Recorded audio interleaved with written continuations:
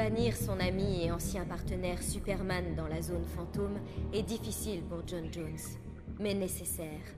Alors que le régime de Terre Unie se formait, J'onn l'Éternel étranger choisit de conserver ses distances, attendant son heure. Il prend l'apparence d'un Atlante et devient archiviste royal. Aquaman ne se rend pas compte que l'incroyable capacité de son fidèle sujet à rassembler des informations de la surface est en fait due à ses pouvoirs télépathiques. Lorsque la nouvelle que des héros d'une dimension parallèle soutiennent l'insurrection de Batman arrive à J'onn, il décide de se joindre à eux et mène des opérations de sauvetage à Gotham et Metropolis, dévastées par Superman. Après la chute du régime, Martian Manhunter demeure au service de sa planète d'adoption en réunissant une nouvelle génération de héros afin de reconstituer la Ligue des Justiciers.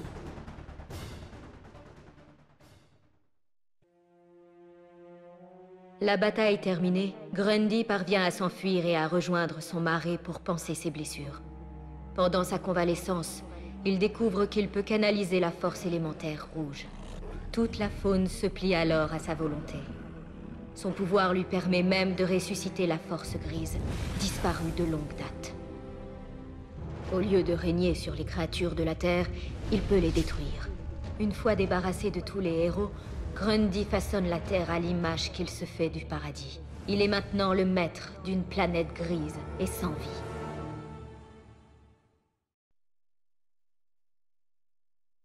L'imbécile à la cape rouge ayant été éliminé, Scorpion souhaite maintenant comprendre comment il est arrivé là. A priori, seul le sorcier Quan Chi ou alors l'ancien dieu déchu Shinnok peuvent l'avoir invoqué. Les réponses à ces questions apparaissent sous la forme de Trigon, qui accuse Scorpion d'avoir déserté sa grande armée démoniaque et de l'avoir privé de sa glorieuse victoire sur le Haut Conseiller. Les deux êtres s'affrontent dans un duel titanesque. Scorpion en sort vainqueur et prend alors la tête de l'armée d'invasion de Trigon. Cette étrange terre serait bientôt soumise à son autorité.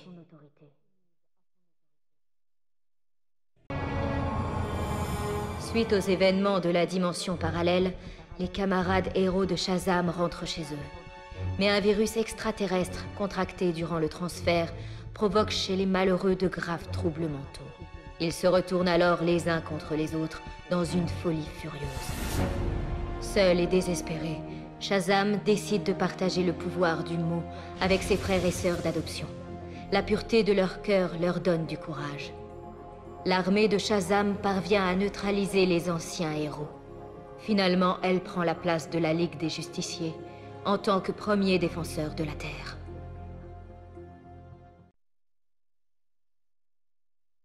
Tous les héros n'ont pas été détruits par Superman. Il en a également créé certains. Génie de la technologie, Barbara Gordon échappe au service de renseignement de Terre Unie et devient l'informatrice de l'insurrection sous le pseudonyme d'Oracle. Mais après l'assassinat politique de son père, le commissaire de la police de Gotham, James Gordon, Barbara canalise sa colère en adoptant un nouvel alter ego. Sentant que le moment est venu pour elle de frapper, elle attaque Superman en personne. En battant le haut conseiller, elle dévoile au monde le personnage de Batgirl d'une manière impressionnante.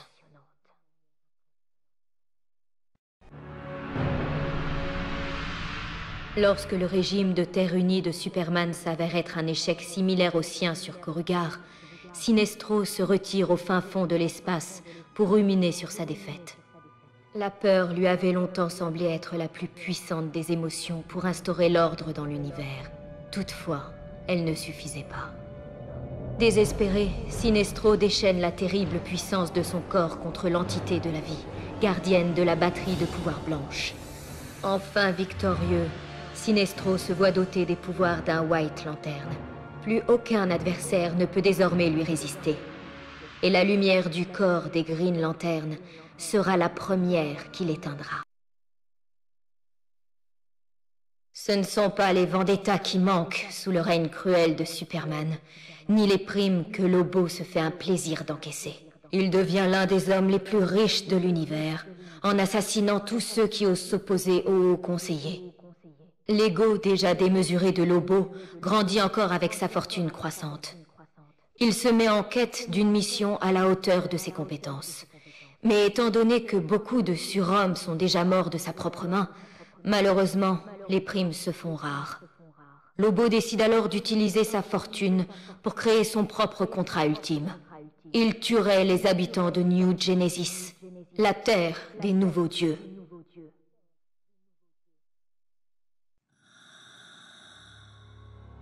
Libérée de son lavage de cerveau, Hawkgirl prend sa revanche sur le haut conseiller pour le meurtre de son mari Hawkman. Mais elle est emprisonnée pour avoir soutenu le régime de Superman.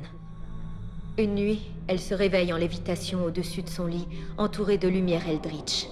L'instant d'après, elle se tient au pied d'un cratère peu profond.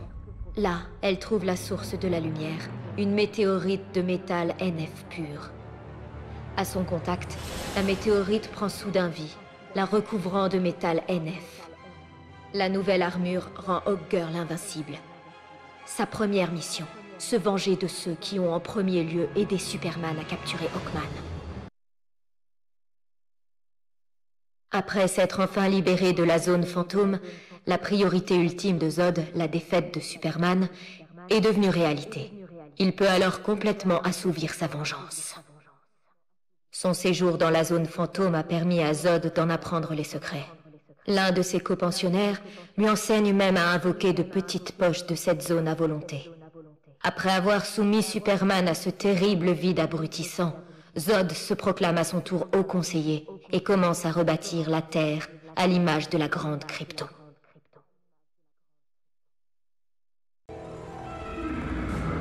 La défaite de Superman emplit Harley d'une nouvelle confiance. Elle sait ce dont elle est capable et elle sait ce dont elle a envie. Elle se rend alors sur la Terre des visiteurs et libère le Joker. De retour dans son monde, elle l'épouse au cours d'une cérémonie qui enflamme Gotham City. Lors de la réception, le partage du gâteau de mariage tourne vite à l'épouvante. Alors que son nouveau mari lui plonge joyeusement la tête dans la pâtisserie, elle se remémore les années de ses vices. Harley perd le contrôle. Elle s'empare du couteau de cérémonie et tranche la gorge du Joker. Toujours dans sa robe de mariée, Harley séjourne désormais à l'asile d'Arkham de façon permanente.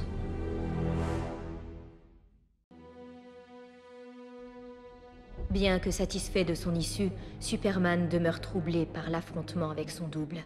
Si un Superman a pu aller aussi loin dans la folie, pourquoi pas un autre? Des mesures préventives s'imposent. Après une longue discussion avec la Ligue des Justiciers, Superman ingère une capsule de kryptonite à ouverture télécommandée. Au premier signe d'instabilité, ce fragment de kryptonite envahira son corps, le tuant. La question de savoir qui l'activera trouve une réponse démocratique. Chaque semaine, un justicier différent héritera de la télécommande. Seul Batman est écarté du dispositif. Quelques jours seulement après son retour sur sa Terre, Green Lantern, revivant l'événement par lequel il est entré dans le corps, assiste au crash d'un vaisseau extraterrestre. Alors qu'il fouille l'épave, il trouve un pilote qui prétend être Abin Sur. Mais cet Abin Sur ne porte pas l'anneau et affirme entre deux souffles d'agonie être le Tout-Puissant. Green Lantern essaie de remémorer à l'inconnu leur passé. Abin Sur avait désigné Hal Jordan comme son successeur en tant que Green Lantern du secteur 2814. Mais l'étranger succombe à ses blessures avant d'en apprendre davantage au héros. Ce dernier se rend alors sur Oa. Les gardiens constituent son seul espoir de résoudre ce mystère.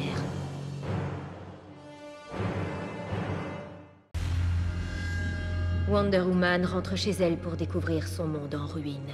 Conscients du règne despotique de Superman sur la dimension parallèle, les dieux de l'Olympe ont décidé d'éliminer de manière préventive le danger des méta-humains pesant sur leur monde. Menés par Zeus, ils ont chassé et tué presque tous les mortels dotés de super-pouvoirs.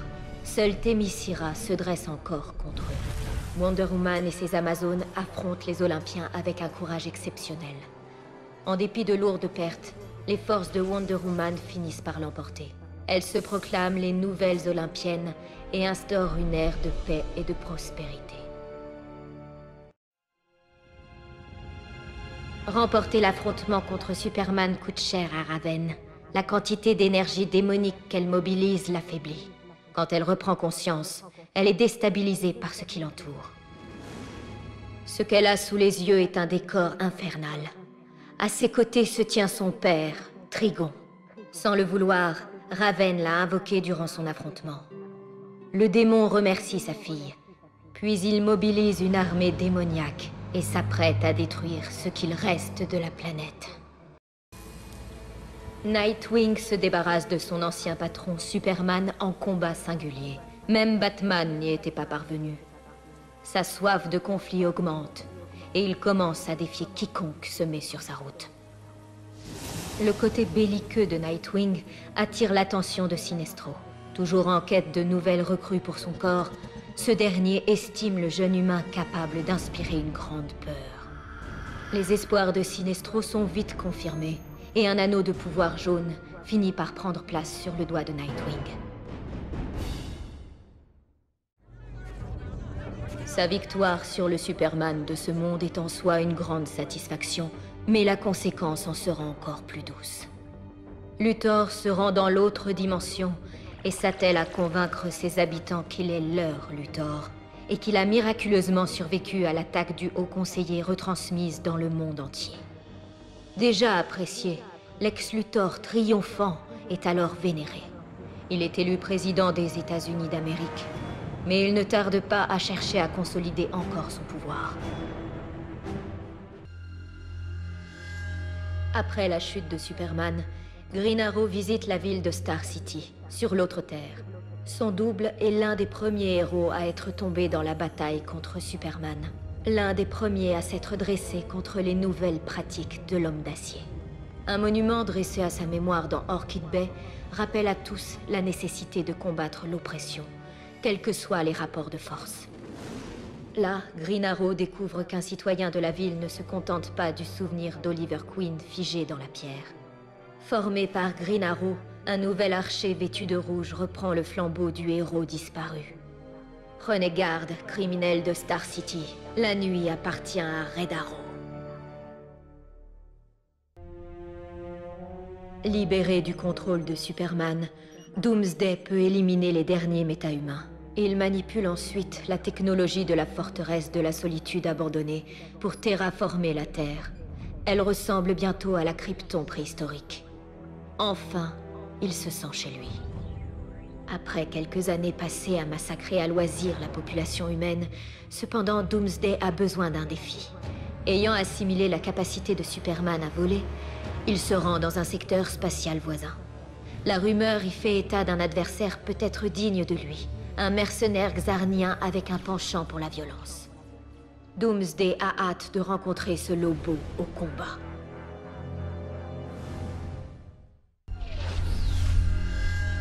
Après la défaite de Superman, Cyborg mène l'assaut sur la forteresse de la solitude pour y débusquer les derniers membres du régime du Haut Conseiller. La forteresse, bien défendue, offre une résistance farouche. Cyborg devra même avoir recours à des outils kryptoniens inconnus pour préparer ses composants cybernétiques endommagés. Doté de la technologie extraterrestre, Cyborg découvre qu'il peut communiquer avec les androïdes de Superman et leur ordonner d'appréhender ses adversaires. Avec son armée de super-androïdes, Cyborg fait régner la justice sur Terre. Flash finit par éliminer le Haut Conseiller, mais les atrocités qu'il a cautionnées pendant le règne de Superman continuent à le hanter. Ses remords finissent par le pousser à l'exil. Pour expier ses fautes, ou peut-être simplement parce qu'il ne peut s'en empêcher, Flash continue à utiliser ses pouvoirs au nom de la justice. Des rumeurs d'une mystérieuse traînée d'énergie rouge qui fond sur les criminels et les neutralise se répandent ainsi dans Central City. Alors que très peu devinent sa vraie identité, d'autres montrent gratitude et sympathie envers celui qu'ils appellent The Ghost. La défaite de Superman apprend une chose à Black Adam. Les habitants de la Terre sont trop faibles pour adopter le gouvernement visionnaire de Kahndaq. Il retourne chez lui avec un nouveau plan. En combinant leurs énergies, Black Adam et son impératrice Isis créent une barrière mystique autour de Kahndaq. Ils y règnent en paix, sur une terre devenue une oasis dans le désert de la civilisation humaine. Une vraie oasis, une fois toute vie ailleurs sur Terre éradiquée par Black Adam.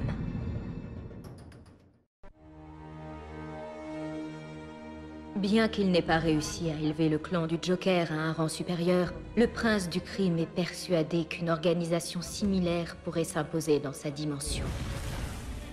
Le Joker met en œuvre des actes terroristes dévastateurs pour effrayer la population. Puis il convainc les plus naïfs d'entre eux qu'il est leur seul espoir de sécurité. Le nouveau clan du Joker compte rapidement des millions de membres à travers le globe et lance régulièrement des attaques anti-gouvernementales, semant le chaos dans l'économie mondiale. Suite à la bataille pour la libération de la Terre, Batman apprend que Lex Luthor a fait don de son immense fortune à Bruce Wayne. Il a alors les moyens de rebâtir Gotham City et Metropolis. Les habitants de ces villes, inspirés par le dévouement de leurs héros, adoptent le slogan « Nous sommes Batman ». Ils consacrent un temps considérable à la restauration de leur communauté et à la lutte contre le crime. Alors que l'ancien Batman aurait obstinément voulu porter ce poids tout seul, le Batman de l'après-Terre unie, récompensé de la confiance accordée à ses alliés, savoure la renaissance de sa ville et son nouveau rôle de bienfaiteur.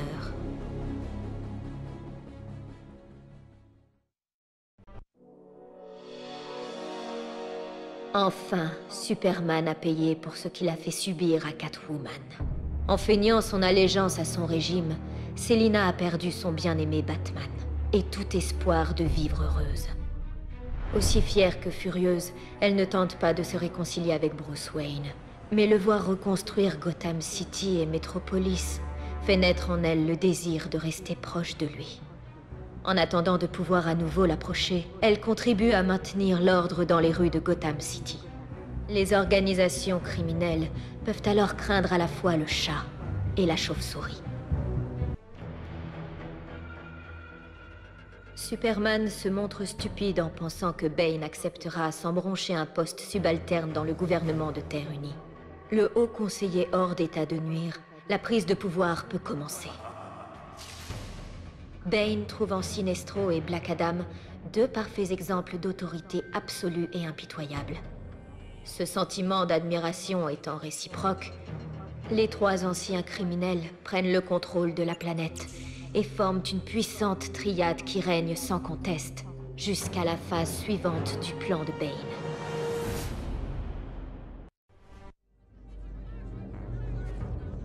Avec la chute du régime de Superman, des gouvernements se forment pour le remplacer. Ces gouvernements sont autant de nouveaux clients pour Deathstroke, et ses affaires prospèrent. Bientôt, le nombre d'assassinats à perpétrer, de révolutions à soutenir et d'agitations à créer dépasse sa capacité. Les soldats d'élite du régime de Terre Unie, responsables d'atrocités au nom de Superman, se cachent pour échapper à une population avide de revanche. Personne ne pourrait les trouver, excepté Deathstroke. Il recrute ces renégats pour former les Nouveaux Titans, le premier groupe mondial d'assassins politiques. La défaite de Superman n'apporte pas à Ares les bénéfices qu'il pensait en tirer.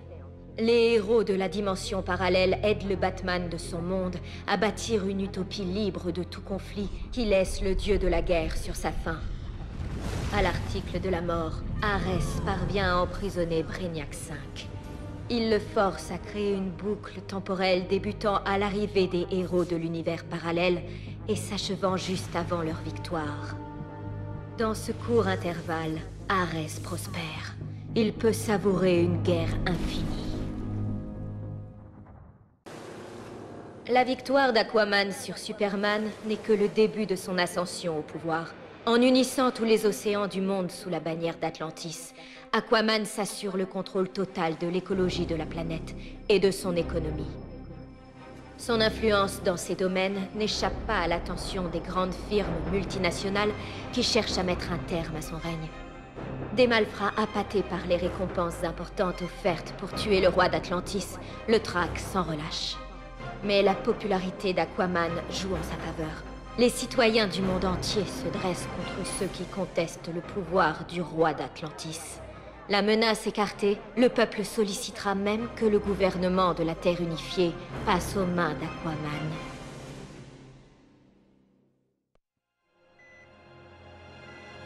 Killer Frost s'enorgueillit de sa victoire, mais son excès de confiance l'a trahi. Profitant de l'opportunité, des agents de Star Labs la capturent. Leurs chercheurs exploitent son pouvoir réfrigérant pour consolider les calottes glaciaires des pôles de la Terre. Mais les laboratoires sous-estiment les pouvoirs de Frost. Elle se retourne contre ses ravisseurs, gelant leur complexe, puis c'est au tour de l'hémisphère ouest tout entier. Les survivants luttent désormais pour renverser celle qui s'est autoproclamée Reine de Glace.